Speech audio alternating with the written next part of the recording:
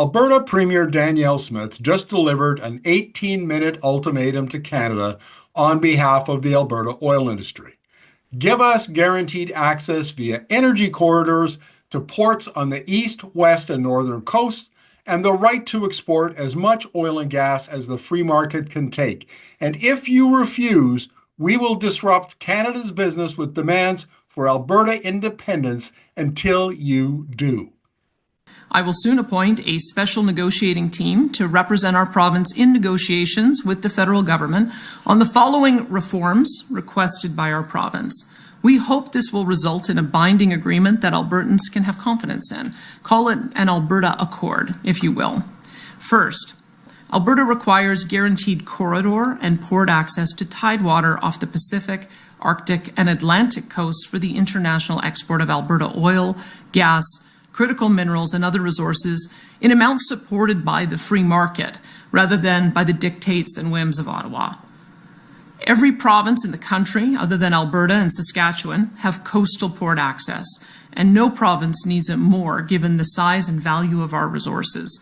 This will benefit all Canadians to the tune of trillions of dollars of economic activity, including billions for First Nations partners.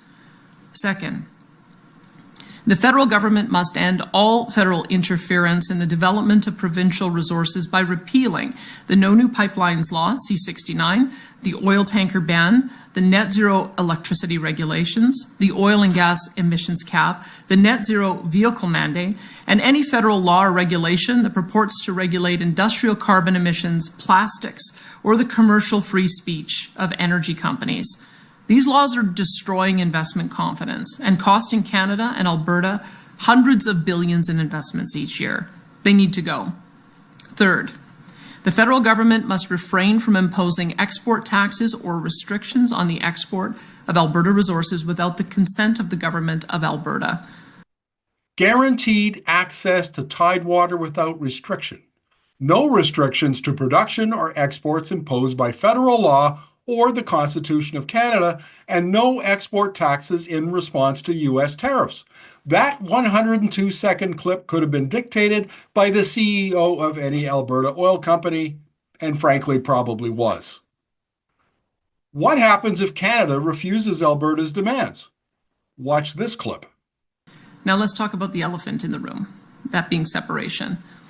We are well aware that there is a large and growing number of Albertans that have lost hope in Alberta having a free and prosperous future as a part of Canada.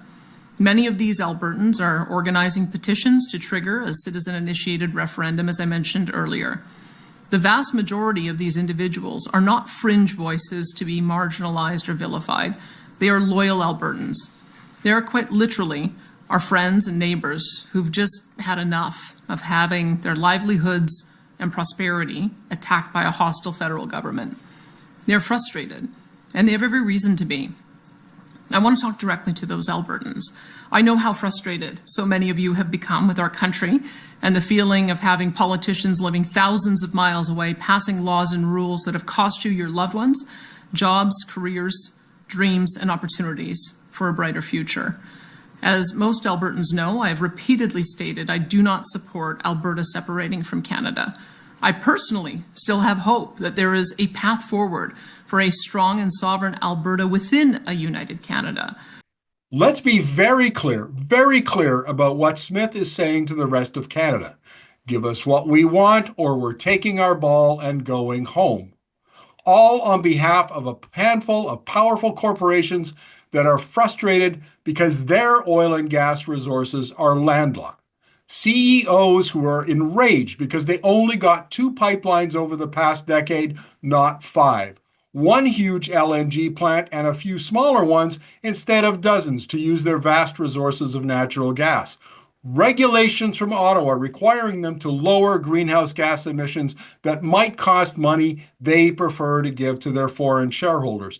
And if there is an elephant in the room, it's not Alberta separation. It's the nearly $300 billion of unfunded environmental liabilities the oil and gas industry has been piling up over decades with active support from the regulator and the Alberta government. This speech is not about the interests of the people of Alberta. It is about the interests of the oil and gas industry. Huge corporations that believe they should be sitting at the adult table with the United States, Russia, and Saudi Arabia, not relegated to the kids' table.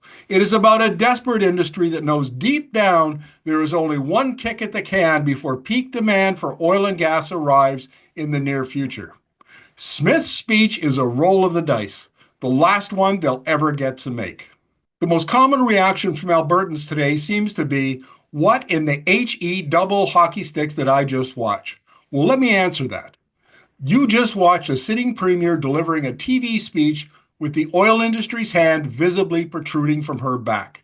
Smith was an oil and gas lobbyist immediately before she became premier, and today she weaponized the Alberta government on behalf of her former employers.